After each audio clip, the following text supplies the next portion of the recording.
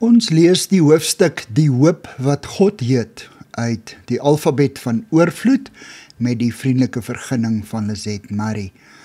Lizette sê, op 'n grys Vrydag het 'n vrou vir my 'n kers gebring. Dis nie ongewoon nie, vroue gee graag kerse aan mekaar.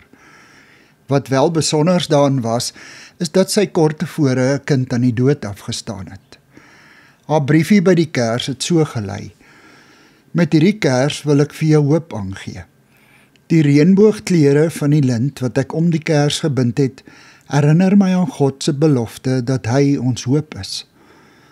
Ons vra dikwels, is daar hoop vir ons land? Wat gaan van ons kinders word? Is daar enigsins toekomshoop vir die mensdom? Hoop begin by wanhoop, by magteloosheid.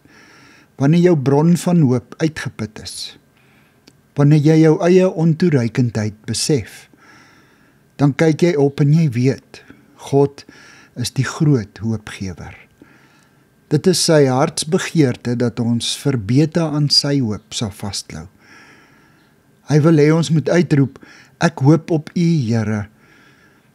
Dis egter een ding om dit met ons mond te bely en 'n ander ding om dit met ons hele verstand en wese te glo dat Christus ons enigste hoop is. Gesinne en gemeenskappe het hoopdraers nodig. Dit wil sê mense wat self die krag van hoop in hulle lewe beleef en dit aangee. Een so mens is Mary Ann Bird. Sy vertel in haar autobiografie The Whispering Test hoe sy met 'n gesplete verhemelte en 'n haaslip haar pad as uitgeworpe kind deur die lewe moes vind. Daar was nie geld vir 'n regsteloperasie nie en sy kon nie vrede maak met die feit dat God haar so gemaak het nie. Daarom het sy altyd, wanneer mense haar oor haar gebrek uitvra, gesê dat sy in 'n ongeluk was. Op 'n dag het 'n onderwyseres 'n toets gedoen om vas te stel of daar kinders in haar klas met gehoorprobleme was. Sy het 'n entjie van elke kind af gestaan en dan iets gefluister wat hy of sy moes herhaal. Byvoorbeeld, jy het pragtige skoene aan.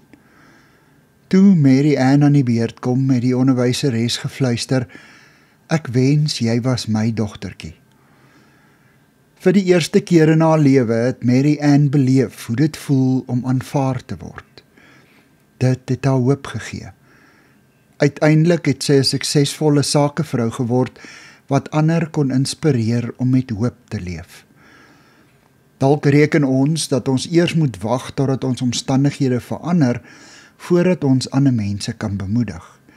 Nee, sê Henry Nouwen, die bekende geestelike en skrywer. In sy boek The Wounded Healer skryf hy dat terwyl jy self swaar kry en pyn beleef, jy reeds hoop se vlammetjie kan begin aangee. Die oomblik wanneer jy jou hand na ander uitsteek, kyk jy nie langer binne toe nie. Die selfgesentreerdheid verdwyn. Jy vergeet van jouself, van jou kwessies, jou pyn en jou probleme.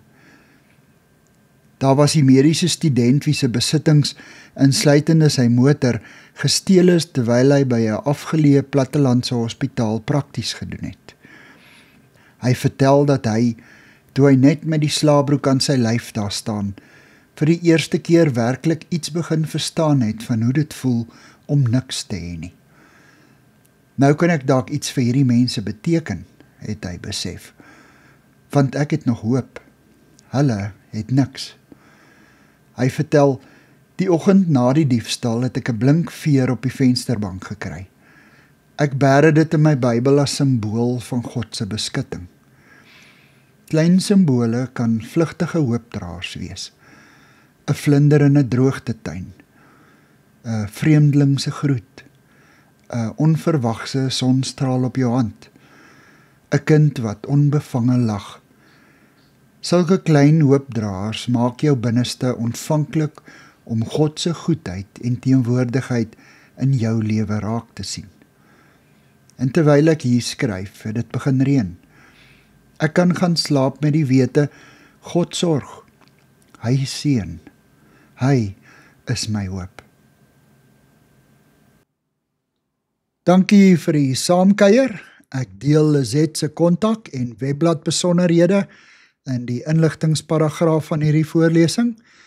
Daar is ook skakels na voorlesings van Lizet se ander publikasies wat op hierdie platform beskikbaar is.